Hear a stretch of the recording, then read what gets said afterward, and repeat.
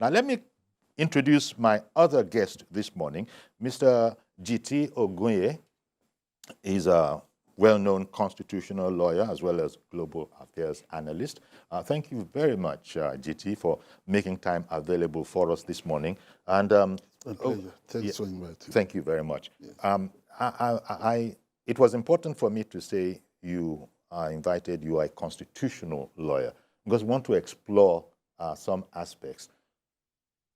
The challenge that we might have in the political sphere in this country is that the office of the deputy governor, in fact, deputy anything, even deputy president, has always been a bit problematic because it appears that, forgive my crudity of language, their principals have oftentimes seen them as the proverbial spare tire. Does in this case, the deputy governor of Ondo State, does he have any functions? Because it was a joint ticket, and he's pursuing his matter based on that, look, it's a joint ticket with Governor Akeredolu. You cannot remove me. It's just not proper. So I wanted to seek your opinion on this vexatious question. Well, thanks for inviting me. I think that I have to start by saying that Nigeria is a constitutional democracy. And that we're still growing. A number of people opine that vis-a-vis other countries, it's yet morning. Although some people have also said that we should leave the stage of nascence, because too often to explain away irresponsible behavior. We're told that it's just a nascent democracy and all that. Now, what we try to do as a country, and we must go back to that, just as a foundational appreciation, in 1979 was a departure from the Westminster model of government. Under the Westminster model of government, it's possible to have a prime minister and a deputy prime minister, both of whom are colleagues and parliamentarians. So on the same pedestal, now transmitting to perform executive functions. So if there's no vote of confidence, they come back to the House until another election is conducted. Under the executive presidency, which is modeled after the American presidential system of government, the governor or the president is the chief executive. The deputy governor or the vice president is just an appendage brought in so that if anything happens to the president or the governor, then he can fill the vacuum. So virtually all the powers, therefore, even constitutionally, are in the hands of either the president or the governor. So since 1999, therefore, we've been having these problems between deputy governors and governor. In Lagos State, we had it. Now the president, then as a governor, he had about 3 deputy governors in an 8-year period. Okay? There was a problem with the first and then the second. And in other states, we've been having that kind of problem. In Oyo State, Laloja had that problem. Akala came in. And it's been like that. As we're speaking, there's also something like that in Edo State. Yes. And as a precursor, the Edo State governor went to court and came back like a prodigal son and said, I'm sorry, you are my governor, and all that. But the point I'm making is that we may have to rethink those provisions governing, because it does appear that we've been having problems, regarding the relationship, official relationship between the number 1 citizen of a state or a country and the number 2 citizens. So that said, what I see play out, in those states, I don't want to discuss the details because the matter is sub judice in a sense, but the broad principles of the Constitution, constitutional principles and legal principles here.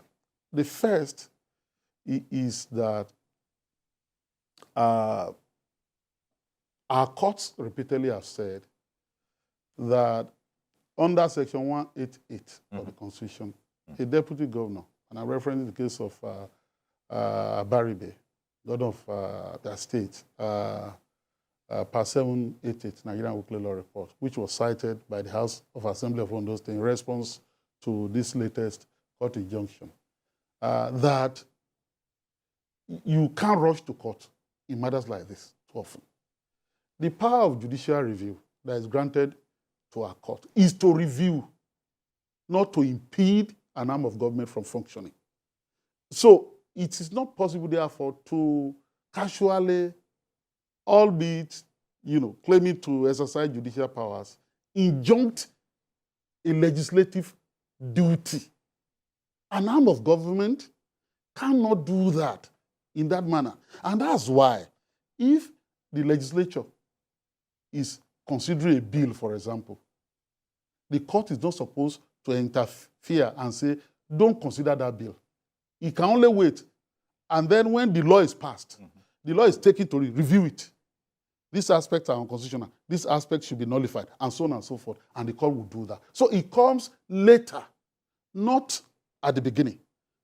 I hear you. That is the broad issue. That's the broad understanding that one needs to have. Otherwise, government will not be able to function. That at the drop of the hat, somebody dashes to court and says, injunct them. Particularly a legislature. And in the same vein also, if a matter is before a court, the legislature will not touch it. Some people, for example, when they want to dodge legislative oversight, they go to court first. And the court says, oh, the matter is now in court. We wait. So that principle is broad, is understood, and that's why when I see, either in this case or in other cases, people dashing to court like that, I say, what do you want to do? Wait. And then go through that process and all that. That's the number one principle. A legal saga going on in Ondo State. And it's all, purportedly based on the law. So we've got to try and understand it from that point of view. The first thing to probably know from a point of view of the ordinary layman is that the embattled deputy governor has sued not just the governor, but also the State House of Assembly. He sued the speaker himself. He sued the clerk. He's even sued the chief judge of Ondo State to just make sure that you can't do what you, from his point of view, are purporting to do. You can't initiate proceedings against me. It's a joint ticket with Governor Akeredolu. Now, if you're still there, Mr. Emodamori, okay, you just heard, what our in-studio guest, a learned colleague of yours, has said. Would you like to come back with anything by way of helping he's given broad outlines without referring to any particular aspect going on in Ondo State. Would you like to come back on that? We're looking for understanding here. Mr. Ayor, thank you for that. Before I come to that specific issue, or someone having rushed to the court to secure an injunction, or reportedly rushed to the court to secure an injunction because my clients have not been served any order to that, let me quickly lay a foundation. Because I know many out there are going to say, look, a matter is in court, it's sub judice, you are discussing it, it's a foundation of the ethics. Let me lay the proper foundation, because that is a very crucial issue to be addressed in this context. In the case of Kalu against Federal Republic of Nigeria, it was reported in 2014, Volume 1 Nigeria Weekly Report, Part 1389. Precisely, I remember page 525 of the report. His Lordship Eko, who is now a Justice of the Supreme Court, stated something fundamental about whether you can still discuss a matter that is in public domain or that is in court. And he said, and I quote, I know that it is commonly supposed that once a writ is issued, it puts a stop to discussion. If anyone wants to canvass the matter in the press or in the public, it cannot be permitted. It is said to be sub judice. It is said to be sub judice, and then he said that is a total misconception, and that the sooner that is corrected, the better. That if it is a matter of public interest, it can be discussed at large without anyone thereby being in fear of contempt of court. Criticism can be made and repeated, and that fair criticism does not prejudice fair trial. End of quote. Now, permit me to go to the very absurd aspect of this impeachment proceeding here. The Honorable Speaker of the House of Assembly received the impeachment notice, the allegation on the 20th in the plenary. His Excellency, the Deputy Governor, rushed to the Federal High Court, Abuja, on the 21st, just a day after, without even being served, without even waiting to know what is being alleged of. He went to the Federal High Court in Abuja, and what we are told is that a certain judge has granted an ex parte injunction, purportedly restraining the State House of Assembly or whoever they think is involved from going ahead. That is a clear violation of the provision of Section 188, Subsection 10 of the Constitution. And the provision of the Constitution clearly states, please, for the benefit of Nigeria, let us read so that we know what we are doing here. It said, look, no proceeding or determination of the panel or of the House of Assembly or any matter relating to such proceeding or determination shall be entertained or questioned in any court. Now you ask me, but people have always rushed to the court, and they've always gone to the court to quash impeachment proceedings. His lordships in the case of Inakoju against Adeleke, that is the Ladoja case, clearly, look, if the House of Assembly, in the case of the governor or deputy governor, or the National Assembly, in the case of the president or the vice president, clearly, meticulously follows the provision of Section 188, subsection 1 to 9, no court, as stated in subsection 10, has the power to intervene. It is only when there are clear breaches of the law that the court may intervene. Now, His Excellency has not even been sacked. The notice was initiated by 11 members of the House, more than the 1/3 required. He didn't wait to be served. The law says he should be served within 7 days. You rush to court the following day that you have not been served, so it's a violation of your rights. And then I've just seen another suit filed by my very respected colleague, a very good friend. I have a lot of respect for him, the learned Senator Emodamori Gurua, and I've read the processes. He's alleging violation of his own right to fair hearing. He has not been served. It is in the social media. When Section 188, subsection 2, paragraph B says you should be served within 7 days, and it's not even yet 7 days. And the allegation that His Excellency at first went into, deliberately, went into, I don't want to use any demeaning language, avoided until he realized the need to have it, to get it. Now, without even waiting for the 7 days, you rush to court that your right is being violated. And I'm happy Mr. Jiti Ogunye dissected that appropriately, even the case of Abaribe against Abia State House of Assembly. In that case, Abaribe's case, precisely page 505 of the report, his lordships of the Court of Appeal came down very, very, very clear on the matter that, look, Abaribe, look, you have been served the notice of allegation. In his own case, he has even been served. You have been given a certain number of days to react. The State House of Assembly proceeded without even waiting for the number of days to expire to go to the second stage, that is Section 188, subsection 3, to activate that second stage by 2/3 now passing a motion that the Chief Justice will set up a panel to investigate you. That, look, rushing to court even before the panel is constituted is an abuse of judicial process that you don't have a fundamental right of fair hearing to protect at that stage. That the body to hear you is the panel to be constituted by the Chief Judge. So until that body even begin hearing, how could you complain of violation of right to fair hearing? That is the judgment of the Court of Appeal in Abaribe's case. And of course, the court declined jurisdiction and said no court has the jurisdiction to interfere. In this case, it is worse. His Excellency did not even wait to be served. He rushed to court. And that's why we are saying that injunction, purported injunction, I'm sorry to use that language on here, but we have no choice. It's an abuse of judicial process. Okay. So, but even that abuse, even that abuse, as you have determined it to be now, it still does hold everything, doesn't it?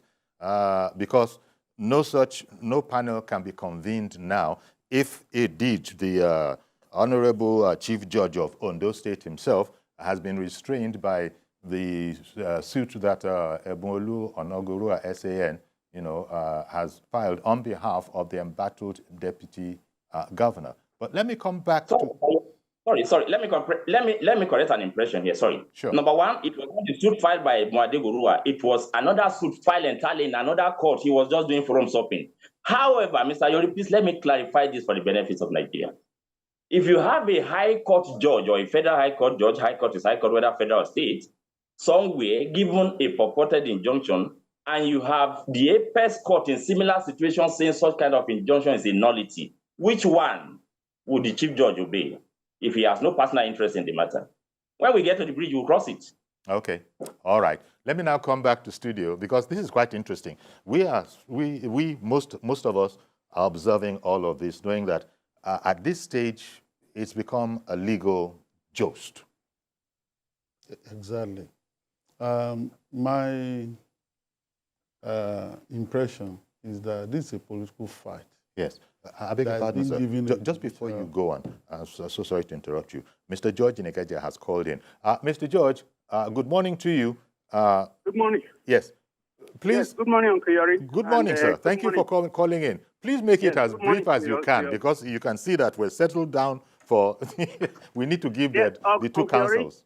Uncle Yori, yes. The Ondo State House of Assembly members should know that they are not talking to children here.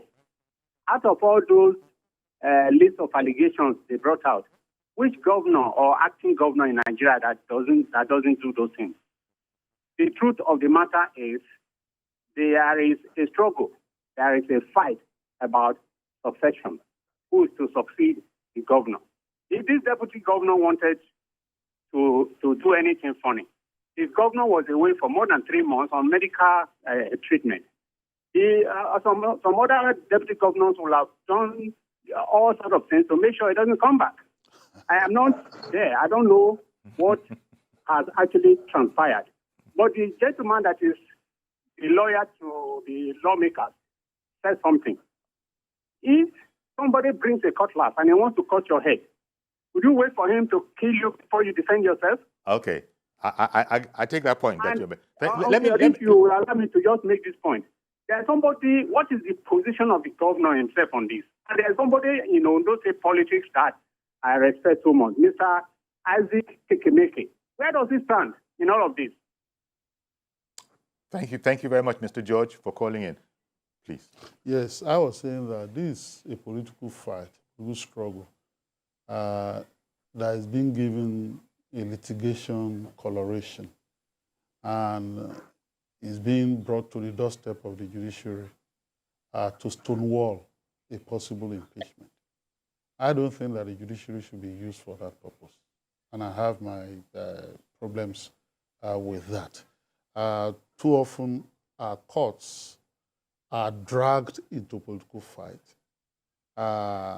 and lawyers and partisans then say they have a right of action, they have a cause of action that they want to litigate and all that. So I have a problem with that. I was saying, and I'm still saying, that broadly speaking, the issue of principle here is that, look, there is a route under Section 188 of the Constitution.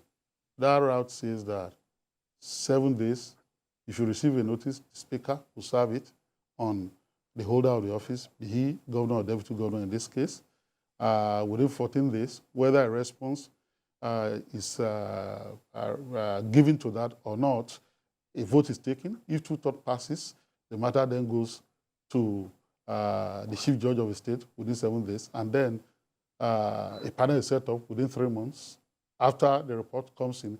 If the report says no misconduct has been committed, the matter ends there. If it says that misconduct is proven, then the person is impeached. That is the process. And so if at the tail end the process is not followed, the holder of the office has a recourse, as in Koju and Adeleke, to have him restored back to power. But I want to proceed further to say that even if this is about succession, as the intervener who called I just said, but there are examples that are banned everywhere. Who tells you that you have to be an incumbent to be able to succeed the person you want to succeed? Tinubu was not the president now. Was he an incumbent? Was he a vice president? He became a president. And many incumbents have been defeated in elections, even in the last election. So what's this point about? I'm more concerned. That's why I'm saying I don't want to go into all those things. What are the broad principles here? The second one is the federalist principle, which is very dear to me. You are a deputy governor of a state. You have a state high court. You are suing everybody in that state, including the chief judge of the state, and you are taking them to a federal government court. And in Abuja. That offends my federalist principle. Okay. It offends my federalist principle. And I know that in many respects, this permits a land dispute arises in Lagos.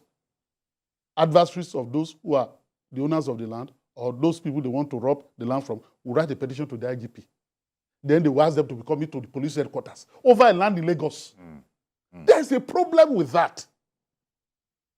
And so, for me, on those two broad issues, I can see a problem here. If you have a problem with the House of Assembly and you want to look at what the law says, look at what the law permits. But some people may say that, no, but all that either foul means or right means is okay, just to ensure that I'm not impeached. So that's sufficient for me. So the third issue of principle that I want to raise here is that are political parties working? Even at the level of the student movement, when we're in the student union, and we feed our members to occupy student union offices, we have core organization controlling the student union, left-leaning, some are not left-leaning, where we will decide all the issues, those to be fielded. Who will be responsible to us? If there's a crisis in that front organization, in that student union, we bring them in, rein them in, and resolve the dispute. So what's the party in Ondo State doing? What's their political party doing? Because we are not their political party. That shows that your political party is not working.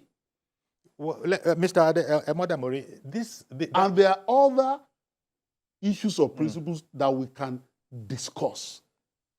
Look, in 1962, when there was a crisis in Western region, before the thing blew out and we had the case of Akintola in court and all that, I went to the Privy Council. There were attempts within the party AG to resolve this dispute. Go and resign. Don't do this and all that. When it failed, they moved to the parliament. Western regional crisis. And then the parliament couldn't meet before the matter then blew over. So this matters before it will come to the public domain, and then, because while they are doing this, the issue of governance in those states. We were suffering. We're suffering. You know, we've seen it there. Mr. Ayodeji, calling in from Igbokoda. Good morning to you. Hello, good morning. Okay, thank you for calling. Go ahead quickly, please. Okay, thank you. As a matter of fact, we have seen these allegations in the public domain. I mean, we've been seeing the letters fly around from one place to another. What is expected of someone in the position of a deputy governor of a state like ours? We expect him to go and answer to those allegations. Sponsoring protests, sponsoring media works, and all that is not the solution to all these problems. You have been alleged of wrongdoing, then you go and clear yourself. As a matter of fact, when you look at those allegations, you will see allegations bordering on money spent and misappropriated. This is our collective money in Ondo State. So he should go, yes, let him go and answer to those allegations. It is very important that he does that. And we have also heard at the side of all these allegations, how meetings were held when the governor was not around, how some people believe that the governor will never return. So all these things are so also moral burden on the deputy governor. Let him go ahead and answer those allegations instead of now coming to sponsor protests in the state, instead of threatening to turn the state into a war zone. We will not take that in those states. Okay. We are people of dignity. We should go and answer those allegations and clear himself. All right. Thank you very much for calling in. Appreciate it, and also the fact that you kept it brief. So, Mr. Emodamori, first of all, how do you react to the line that this is really a political fight and that all parties are bringing the judiciary into it as opposed to trying to settle it politically? There will be charges against the governor. You explained that one to us.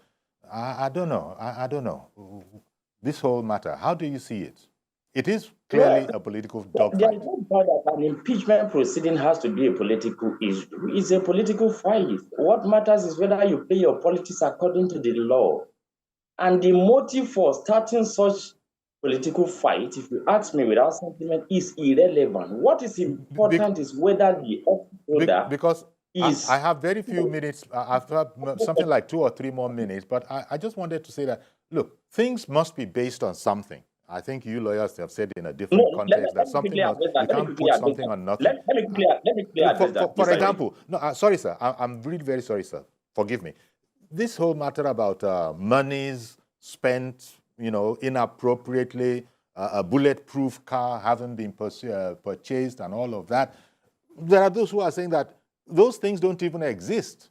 They might be on words on paper, but I don't think, I think it has been said that you can't even point to any vehicle that is the bulletproof car that is being spoken about. And so this leads people to call it a plot, never mind it being a plan to remove the governor.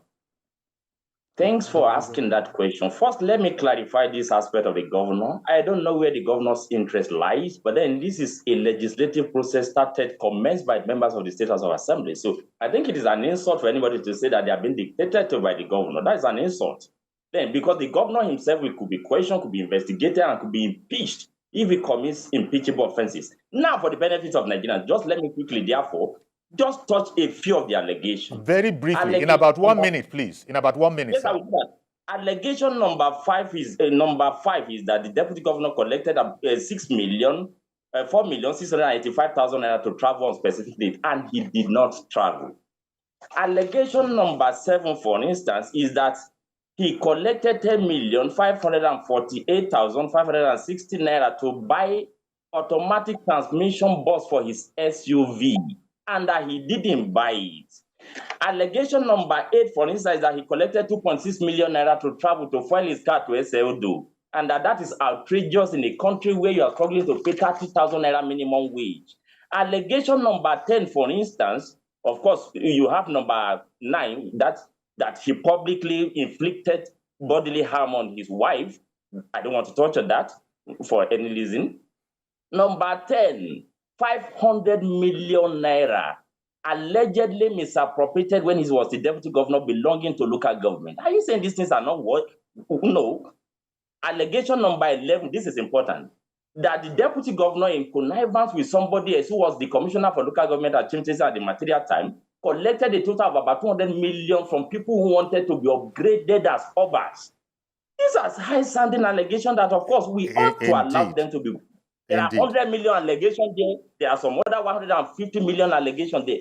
These are realms of allegation. But then, whatever the motive, personally, I've been one of the greatest advocates of, accountability and transparency. I've sued the same Ondo State government under the Freedom of Information Act, asking for 3 years record of local government disbursement. Well, we're going to have to leave it there. I think you have achieved the objective, which is to share with us some of those grievous allegations. What we can do with them is a totally different case, but at least you've shared with the public. And that doesn't take from the fact you yourself have considered that, yeah, it is a political fight, any way you look at it. But there is also the point of view that should the judiciary be dragged into this, maybe there are those who will say, but how else do you want to do it? My client never went to court. It was His Excellency that went to court. So my client never dragged the judiciary. It was the other party that dragged the judiciary. Okay, your client being the State House of Assembly. Never went to court. All right. Thank you very much. But somebody is fighting multiple suits all across the country. Forum shopping. I want to appreciate you, Mr. Femi Emodamori, Counsel for the Ondo State House of Assembly, for joining our program today. Mr. Ogunye, I want to also thank you. You declined to join into the fray with any specifics. It's called the last hope of the common man. It's not called the first hope. Meaning that the judiciary has its own problems already. Don't go there and inundate the place. Which is what you think. Which is what you think is going on right now. Yes. We're going to have to leave it there. Thank you, as always, Mr. Jiti Ogunye, for giving us the balance for this, so that we can sort of see it and understand it from both sides. Okay. Thank you very much. That's Mr. Jiti Ogunye, constitutional lawyer, and we also heard before then Mr. Emodamori, who is the counsel to the Ondo State House of Assembly. That's as much as we can take on this particular matter. It's an ongoing matter. Please join us tomorrow for a fresh edition of This Morning. I'm Yori Folari. Bye-bye for now.